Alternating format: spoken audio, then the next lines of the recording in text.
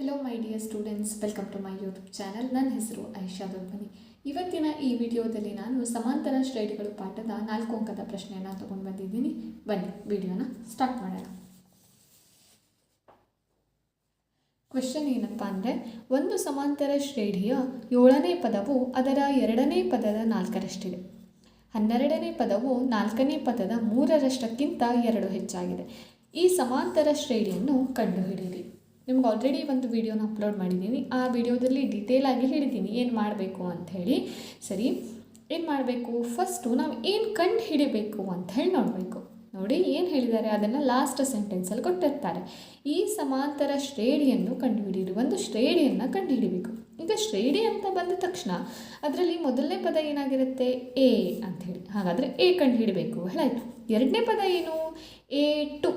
ಸರಿನಾ, A2 ಕಂಡು ಹಿಡಬೇಕು. ಆಮೇಲೆ A3, ಮ್ಯಾಕ್ಸಿಮಮ್ A4 ಕಂಡು ಹಿಡಿದ್ರೆ ಸಾಕು. A3 ತನಕನೇ ಸಾಕು. ಓಕೆನಾ.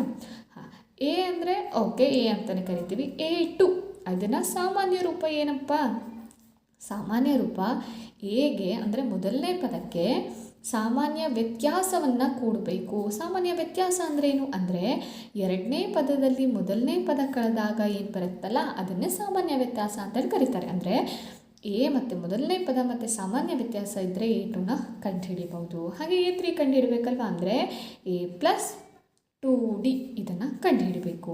ಅದೇ A4 ಅಂದರೆ A+3Dಯನ್ನು ಕಂಡುಹಿಡಬೇಕು. ಈ ಥರ ನಮಗೆ ಎ ಬೇಕು, ಡಿ ಬೇಕು ಅಂದರೆ ಸಮಾಂತರ ಶ್ರೇಣಿಯನ್ನು ಕಂಡುಹಿಡಿಬೋದು. ಸರಿನಾ. ಇನ್ನು ಎ ಎಲ್ಲಿ ಸಿಗುತ್ತೆ, ಡಿ ಎಲ್ಲಿ ಸಿಗುತ್ತೆ ಅಂತಂದರೆ, ನಮಗೆಲ್ಲಿ ಸೆಂಟೆನ್ಸ್ ಕೊಟ್ಟಿದ್ದಾರಲ್ಲ ಅದರ ಮೂಲಕ ಎನ ತೆಕ್ಕೋಬೇಕು, ಡಿನ ಕಂಡುಹಿಡಬೇಕು. ಅದಾದ ಮೇಲೆ ಇಲ್ಲಿ ಅಪ್ಲೈ ಮಾಡಬೇಕು. ಸರಿನಾ. ಫಸ್ಟು ನಾವು ಏನನ್ನು ಕಂಡು ಹಿಡಿಬೇಕು ಅನ್ನೋದನ್ನು ನೋಡಬೇಕು. ಓಕೆ, ಸರಿ. ಈಗ ಮೇಲ್ಕೊಟ್ಟಿರೋ ಸೆಂಟೆನ್ಸ್ನ ಪ್ರಕಾರ ನಾವೇನು ಮಾಡೋಣ, ಈ ಸೆಂಟೆನ್ಸು ಅದನ್ನು ನಂಬರ್ಸ್ ಆಗಿ ಕನ್ವರ್ಟ್ ಮಾಡೋಣ. ಓಕೆ, ಸಮಾಂತರ ಶ್ರೇಣಿಯ 7ನೇ ಪದ. ಈಗ ಎರಡನೇ ಪದ ಅಂದರೆ A2, ಮೂರನೇ ಪದ A3, 7ನೇ ಪದ ಏನಾಗುತ್ತಪ್ಪ, ಹಾಂ A7. ಓಕೆನಾ. 7ನೇ ಪದವು, 7ನೇ ಪದ ಏನಿದೆಯಲ್ಲ ಅದು ಎರಡನೇ ಪದ ಯಾವುದು ಹೇಳ್ರಿ, ಹಾಂ 2ನೇ ಪದದ 4ರಷ್ಟಿದೆ. ರಷ್ಟು ಅಂತ ಬಂದ ತಕ್ಷಣ ಗುಣಾಕಾರ ಅಂಥೇಳಿ. ಗುಣಾಕಾರ ಬಂತು ಅಂದರೆ ಅಲ್ಲಿ ಹಾಕಬೇಕಾದ ಅವಶ್ಯಕತೆ ಇಲ್ಲ. 4ರಷ್ಟು ಅಂದರೆ 4ರಿಂದ ಗುಣಾಕಾರ ಮಾಡಬೇಕು ಅಂಥೇಳಿ ಅರ್ಥ. ಸರಿನಾ, 4ರಷ್ಟು. ಸರಿ, ಈಗ ಈ ಸೆಂಟೆನ್ಸನ್ನು ಇದನ್ನು ಬಿಡಿಸ್ತಾ ಹೋಗೋಣ. ಈಗ A7, 7ನೇ ಪದ ಅಂದರೆ A2ನ A+D ಅಂತ ಬರೆದ್ರಿ. A3 ಏನಿದೆ, A+2D ಅಂದರೆ 3, ಅದಕ್ಕಿಂತ 1 ಕಮ್ಮಿ ಇಲ್ವಾ.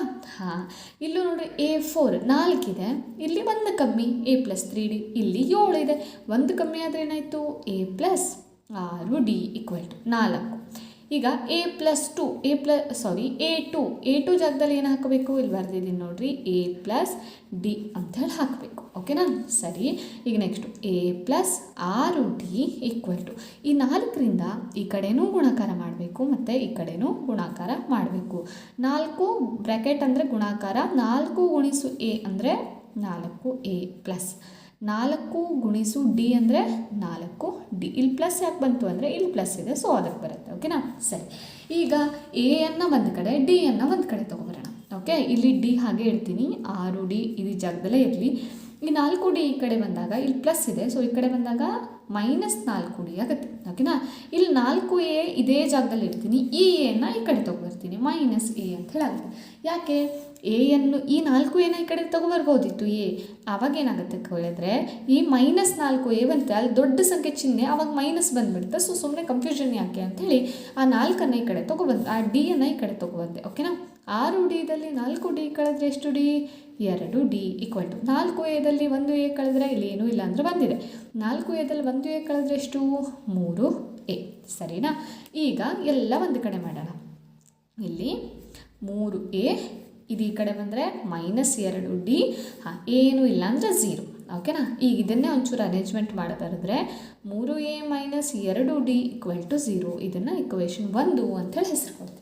ಸರಿನಾ. ಏನಿಲ್ಲ, ಇದನ್ನೇ ಉಲ್ಟಾ ಪಲ್ಟಾ ಮಾಡಿ ಬರ್ದೆ, ಇದನ್ನು ಈ ಕಡೆ ಬರ್ದೆ, ಇದನ್ನು ಈ ಕಡೆ ಬರ್ದೆ, ಇಷ್ಟೇ ನಾನು ಮಾಡಿರೋದು. ಓಕೆ, ಇನ್ನು ಎರಡನೇ ಸೆಂಟೆನ್ಸನ್ನು ಮಾಡೋಣ ಬರ್ರಿ.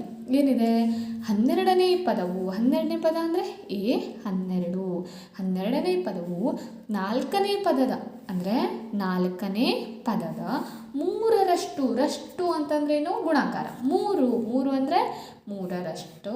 ರಷ್ಟಕ್ಕಿಂತ 2 ಹೆಚ್ಚು. ಹೆಚ್ಚು ಅಂದರೆ ಪ್ಲಸ್ ಬರುತ್ತೆ. ಅಂದರೆ 2 ಹೆಚ್ಚು ಅಂದರೆ +2. ಕಡಿಮೆ ಅಂತ ಬಂತು ಅಂದರೆ ಮೈನಸ್ ಅಂತ ಹೇಳಿ ಬರುತ್ತೆ. ಓಕೆನಾ? ಸರಿ, ಈಗ ನೆಕ್ಸ್ಟ್ ನೋಡ್ರಿ ಏನಂತ ಹೇಳಿ. A12 ಅಂದರೆ A ಪ್ಲಸ್ ಒಂದು ಕಡಿಮೆ ಅಲ್ವಾ 11D = 3. A4 ಅಂತಂದರೆ A ಪ್ಲಸ್ 3D ಪ್ಲಸ್ 2. ಓಕೆನಾ? A ಪ್ಲಸ್ 11D = ಈಗ ಇದೇ ಥರ ಇಲ್ಲಿ ಮಾಡಿದ್ರಲ್ವಾ ಗುಣಾಕಾರ, ಹಾಗೆ ಮಾಡಬೇಕು. 3A plus 3D plus 2. Okay, ಈಗೇನು ಮಾಡ್ತೀನಿ? ಡಿಯನ್ನು ಈ ಕಡೆ ಎಯನ್ನು ಈ ಕಡೆ ತೊಗೊಂಡು ಹೋಗ್ತೀನಿ. 11D ಮೈನಸ್ ಈ ಡಿ ಈ ಕಡೆ ಬಂದರೆ 3D = 3A ಇಲ್ಲೇ ಇರಲಿ. ಈ ಎ ಈ ಕಡೆ ಬಂದರೆ ಮೈನಸ್ ಎ ಪ್ಲಸ್ 2 ಇಲ್ಲೇ ಇದೆ, ಸೊ ಇಲ್ಲೇ ಇಟ್ಬಿಡ್ತೀನಿ. ಓಕೆನಾ? ಡಿ ಅಂತ ಹೇಳಿ ಬರಲ್ಲ. ಇಲ್ಲಿ ನೋಡಿರಿ 3 × 3 ಎಲ್ಲ ಸೇರಿ 9 ಆಗುತ್ತೆ. ಇಲ್ಲಿ ನಾನು ಮಿಸ್ ಮಾಡಿದೆ. ಈ ಕಡೆ +9D ಈ ಕಡೆ ಬಂದಾಗ ಇಲ್ಲಿ -9D ಅಂತ ಹೇಳಾಗುತ್ತೆ. ಓಕೆನಾ? ಸರಿ, ಸಾರಿ ಮಿಸ್ಟೇಕ್ ಆಯಿತು. 11D ಇದಲ್ಲಿ 9D ಕಳೆದ್ರೆ ಎಷ್ಟಾಯಿತು? 2D = 3Aದಲ್ಲಿ 1A ಕಳೆದ್ರೆ 2A ಪ್ಲಸ್ 2 ಅಂತ ಹೇಳಿ ಬಂತು. ಓಕೆನಾ? ಎ ಮತ್ತು ಡಿಯನ್ನು ಒಂದು ಕಡೆ ತೊಗೊಬರೋಣ. ಓಕೆ, ಈ 2A ಇಲ್ಲೇ ಇಡ್ತೀನಿ. ಈ 2Dನ -2D ಮಾಡ್ತೀನಿ. ಓಕೆನಾ? ಈ ಪ್ಲಸ್ಸನ್ನು ಈ ಕಡೆ ತೊಗೊಬಂದರೆ -2 ಅಂತ ಹೇಳಾಯಿತು. ಈಗ ಇದನ್ನು ಒಂಚೂರು ಅರೇಂಜ್ಮೆಂಟ್ ಮಾಡಿ ಬರೆದ್ರೆ 2A - 2D = -2. ಇದನ್ನು ಇಕ್ವೇಷನ್ 2 ಅಂತೇಳಿ ಹೆಸರು ಕೊಡ್ತೀನಿ. ಸರಿ, ಇದರಲ್ಲಿ ಏನು ಕನ್ಫ್ಯೂಷನ್ ಇಲ್ಲ. ನಾನಿಲ್ಲಿ 3D ಅಂತೇಳಿ ಮಿಸ್ ಮಾಡಿಬಿಟ್ಟಿದ್ದೆ. ಓಕೆ, ಸರಿ, ಇಲ್ಲಿ ನೋಡಿರಿ ಮತ್ತೊಂದು ಸಲ ಹೇಳ್ತೀನಿ. A12 ಅಂದರೆ A ಪ್ಲಸ್ 11D ಇದರ ಸಾಮಾನ್ಯ ರೂಪ ಪ್ಲಸ್ 3. A4 ಅಂದರೆ A plus 3D plus 2. A plus 11D ಹಾಗೆ ಬಂತು. 3 × A 3A 3 3 9. D ಇದೆ D ಪ್ಲಸ್ 2.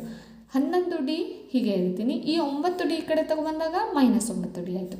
ಇಲ್ಲಿ 3A ಇಲ್ಲೇ ಇದೆ. ಈ ಎ ಈ ಕಡೆ ಬಂದಾಗ -A ಆಯಿತು ಪ್ಲಸ್ 2. ಹಾಗೆ 2D = 2A ಪ್ಲಸ್ 2. 3Aದಲ್ಲಿ A ಕಳೆದರೆ 2A ಬರುತ್ತೆ. ಓಕೆ, ಈಗ ನೆಕ್ಸ್ಟು 2Aನ ಇಲ್ಲೇ ಇಟ್ಟೆ. ಈ 2Dನ ಈ ಕಡೆ ತೊಗೊಬಂದಾಗ -2D ಆಯಿತು. ಈ ಪ್ಲಸ್ 2ನ ಈ ಕಡೆ ತೊಗೊಬಂದಾಗ -2 ಆಯಿತು. ಇಷ್ಟೇ. ಈಗ ಈ ಕಡೆದು ಈ ಕಡೆ ಬರೆದ, ಈ ಕಡೆದು ಈ ಕಡೆ ಬರೆದ, ಇಷ್ಟೇ. ಈಗ ಸಮೀಕರಣ 1 ಮತ್ತು 2ಅನ್ನು ವರ್ಜಿಸುವ ವಿಧಾನದಿಂದ ಬಿಡಿಸಬೇಕು. ಅದನ್ನು ಬರೀಬೇಕು ನೀವು ಸೆಂಟೆನ್ಸ್ನ. ಸಮೀಕರಣ 1 ಮತ್ತು 2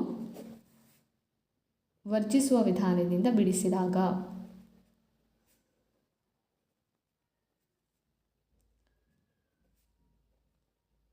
ನಿಮಗೆ ವರ್ಜಿಸುವ ವಿಧಾನದಿಂದ ಬಿಡಿಸಬೇಕು ಹೇಳಿಲ್ಲ, ಇನ್ನು ಬೇರೆ ವಿಧಾನದಿಂದ ಬರುತ್ತೆ. ಅದು ಆದರೆ ಲೆಂದಿ ಆಗುತ್ತೆ. ಸೊ ಇದೇ ವಿಧಾನದಿಂದ ಈಸಿ ಆಗುತ್ತೆ. ಸೊ ಇದನ್ನೇ ಪ್ರಾಕ್ಟೀಸ್ ಮಾಡ್ಕೊಳ್ರಿ. Okay, 3A - 2D = 0 equation 1. ಎರಡನೇದು 2A - 2D = 2. ಸಾರಿ -2. ಓಕೆನಾ? ಸರಿ, ಈಗ ಈ ವರ್ಜಿಸುವ ವಿಧಾನದಿಂದ ಬಿಡಿಸಬೇಕು ಅಂದರೆ ಕಂಡೀಷನ್ಸ್ ಇದೆ. ಏನು? ಒಂದನೇ ಕಂಡೀಷನ್, ನಾವು ಚರಾಕ್ಷರ ತೊಗೊಂಡಿದ್ದೀವಲ್ಲ, ಆ ಚರಾಕ್ಷರದ ಸಂಖ್ಯಾ ಸಹಗುಣಕ ಏನಾಗಿರಬೇಕು? ಸೇಮ್ ಆಗಿರಬೇಕು. ಇಲ್ಲಿ ಎ ಚರಾಕ್ಷರ ಸೇಮ್, ಅದರ ಸಂಖ್ಯಾ ಸಹಗುಣಕ ನೋಡಿರಿ ಏನಿದೆ? ಇಲ್ಲಿ 3 ಇದೆ, ಇಲ್ಲಿ 2 ಇದೆ. ಸರಿನಾ? ಆದರೆ ಸಂಖ್ಯಾ ಸಹಗುಣಕ ಸೇಮ್ ಇಲ್ಲ. ಹಾಗಾದರೆ ಎನ ಬಿಡೋಣ. ಈಗ ಡಿ ನೋಡೋಣ. ಡಿ ಸಂಖ್ಯಾ ಸಹಗುಣಕ ಇಲ್ಲೂ -2, ಇಲ್ಲೂ -2. ಹಾಗಾದರೆ ಸಂಖ್ಯಾ ಸಹಗುಣಕ ಅಂತೂ ಸೇಮ್ ಇದೆ. ಆಯಿತು. ಎರಡನೇದು ಏನಾಗಿರಬೇಕು ಅಂತ ಕೇಳಿದ್ರೆ, ಒಂದಕ್ಕೆ ಮೈನಸ್ ಇದ್ದರೆ ಮತ್ತೊಂದಕ್ಕೆ ಪ್ಲಸ್ ಇರಬೇಕು. ಆದರೆ ಇಲ್ಲೇನಾಗಿದೆ? ಇಲ್ಲೂ -2D, ಇಲ್ಲೂ -2D ಇದೆ. ಅದಕ್ಕೆ ಏನು ಮಾಡಬೇಕು? ಚಿಹ್ನೆನ ಚೇಂಜ್ ಮಾಡಬೇಕು. ಇಲ್ಲಿ ಏನೂ ಇಲ್ಲ ಅಂದರೆ ಪ್ಲಸ್ ಇದೆ, ಅದಕ್ಕೆ ಮೈನಸ್ ಆಗುತ್ತೆ. ಇಲ್ಲಿ ಮೈನಸ್ ಇದೆ, ಪ್ಲಸ್ ಆಗುತ್ತೆ. ಇಲ್ಲಿ ಮೈನಸ್ ಇದೆ, ಪ್ಲಸ್ ಆಗುತ್ತೆ. ಸೊ ಇದು ಕ್ಯಾನ್ಸಲ್ ಆಯಿತು. ಇಲ್ಲೇನಿಲ್ಲ ಅಂದರೆ ಪ್ಲಸ್. ದೊಡ್ಡ ಸಂಖ್ಯೆ ಚಿಹ್ನೆ ಯಾವುದು? ಪ್ಲಸ್. ಪ್ಲಸ್ ಮೈನಸ್ ಮೈನಸ್ ಅಂದರೆ 3ರಲ್ಲಿ 2ಅನ್ನು ಕಳಿಬೇಕು. ಅಂದರೆ A ಅಂತ ಉತ್ತರ ಬಂತು. ಇಲ್ಲಿ ನೋಡಿ ಪ್ಲಸ್ ಇದೆ. +2 + 0 ಅಂದರೆ 2. ಹಾಗಾದರೆ ಎ ಬೆಲೆ ಎಷ್ಟಾಯಿತು? 2 ಅಂತ ಹೇಳಿ ಬಂತು. ಈಗ ಈ 2 ಅನ್ನೋದು ಎನ ಬೆಲೆ 2ಅನ್ನು ಇಕ್ವೇಷನ್ 1 ಅಥವಾ ಇಕ್ವೇಷನ್ 2ಅಲ್ಲಿ ಅಪ್ಲೈ ಮಾಡಿರಿ, ಆನ್ಸರ್ ಬರುತ್ತೆ. ನಾನು ಇಕ್ವೇಷನ್ 1ಅಲ್ಲಿ ಹಾಕ್ತಾ ಇದ್ದೀನಿ. ಏನು ಹೇಳಿ? 3A - 2D = 0. 3 ಎ ಜಾಗದಲ್ಲಿ 2 -2D = 0. 3 2 6 -2D = 0. 2D = ಈ 6ಅನ್ನು ಈ ಕಡೆ ತೊಗೊಂಬಂದಾಗ -6 ಆಯಿತು. ಮೈನಸ್ ಕ್ಯಾನ್ಸಲ್ ಆಯಿತು. ಡಿ = ಏನಾಗುತ್ತೆ? 6/2. ಈ 2 ಗುಣಾಕಾರದಲ್ಲಿದೆಯಲ್ಲ, ಈ ಕಡೆ ಬಂದಾಗ ಭಾಗಾಕಾರ ಆಗುತ್ತೆ. 2 1 2 3. ಹಾಗಾದರೆ ಡಿ ಬೆಲೆ ಏನು ಬಂತು? 3 ಅಂಥೇಳಿ ಬಂತು. ಎ ಬೆಲೆ 2, ಡಿ ಬೆಲೆ 3. ಸಮಾಂತರ ಶ್ರೇಣಿ ಕಂಡುಹಿಡಬೇಕಿತ್ತಲ್ವ ನಾವು? ಸಮಾಂತರ ಶ್ರೇಣಿ ಮೊದಲನೇ ಪದ ಏನಾಗುತ್ತೆ ಹೇಳ್ರಿ? ಮೊದಲನೇ ಪದ ಎ ಎಷ್ಟಿದೆ 2, ಎರಡನೇದು ಎ ಪ್ಲಸ್ ಡಿ ಎಷ್ಟಾಯಿತು 2 + 3 = 5, ಮೂರನೇದು ಎ ಪ್ಲಸ್ 2d ಅಂದರೆ 2 + 2 × 3 ಏನಾಯಿತು 2 + 3 6, 6 + 2 8 ಓಕೆನಾ. ಇನ್ನು ಎ ಪ್ಲಸ್ 3d ಓಕೆ ಏನಾಯಿತು ನೋಡಿರಿ ಎ ಪ್ಲಸ್ 3d ಅಂದರೆ 2 + 3 × ಡಿ ಅಂದರೆ ಎಷ್ಟು 3. ಇದರ ಪ್ರಕಾರ ಬೆಲೆಯನ್ನು ಹಾಕ್ತಾ ಹೋಗ್ತಾ ಇದ್ದೀನಿ, ಅರ್ಥ ಆಗಿದೆ ಅಂತ ತಿಳ್ಕೊತೀನಿ. ಎ ಅಂತಂದರೆ 2 ಪ್ಲಸ್ ಇದೆ ಪ್ಲಸ್ 3 3 ಡಿ ಅಂತಂದರೆ 3 ಸೊ ಅದ್ರ ಜಾಗದಲ್ಲಿ ಅದು ಹಾಕಿದ್ದೀನಿ. 2 + 3 3 9, 9 + 2 11. ಹಾಗಾದರೆ ಸಮಾಂತರ ಶ್ರೇಣಿ ಏನಾಯಿತು 2, 5, 8, 11 ಆ್ಯಂಡ್ ಸೋ ಆನ್ ಅಂಥೇಳಿ ಇಷ್ಟನ್ನು ಬರಿಬೇಕು. ಸರಿನಾ. ಈ ಲೆಕ್ಕ ಅರ್ಥ ಆಗಿದೆ ಅಂತ ತಿಳ್ಕೊತೀನಿ. ಇನ್ನೂ ಯಾವುದಾದ್ರೂ ಸಮಾಂತರ ಶ್ರೇಣಿ ಇದು ಲೆಕ್ಕ ಅರ್ಥ ಆಗಿಲ್ಲ ಅಂತಂದರೆ ಆ ಕ್ವೆಶನನ್ನು ಕಮೆಂಟ್ ಬಾಕ್ಸಲ್ಲಿ ತಿಳಿಸಿ, ಅದಕ್ಕೆ ಆನ್ಸರ್ ಮಾಡಲಿಕ್ಕೆ ಟ್ರೈ ಮಾಡ್ತೀನಿ. ಇನ್ನು ಈ ಲೆಕ್ಕ ಏನಾದರೂ ಇಷ್ಟ ಆದರೆ ಇದನ್ನು ಲೈಕ್ ಮಾಡಿ, ನಿಮ್ಮ ಫ್ರೆಂಡ್ಸ್ ಜೊತೆ ಇದನ್ನು ಶೇರ್ ಮಾಡಿ, ಮತ್ತು ನಿಮ್ಮ ಚಾನಲ್ನ ಸಬ್ಸ್ಕ್ರೈಬ್ ಮಾಡೋದು ಮಾತ್ರ ಮರಿಬೇಡಿ. ವಿಡಿಯೋನ ಕೊನೆಯವರೆಗೂ ನೋಡಿದ್ದಕ್ಕೆ ಥ್ಯಾಂಕ್ ಯು ಸೋ ಮಚ್.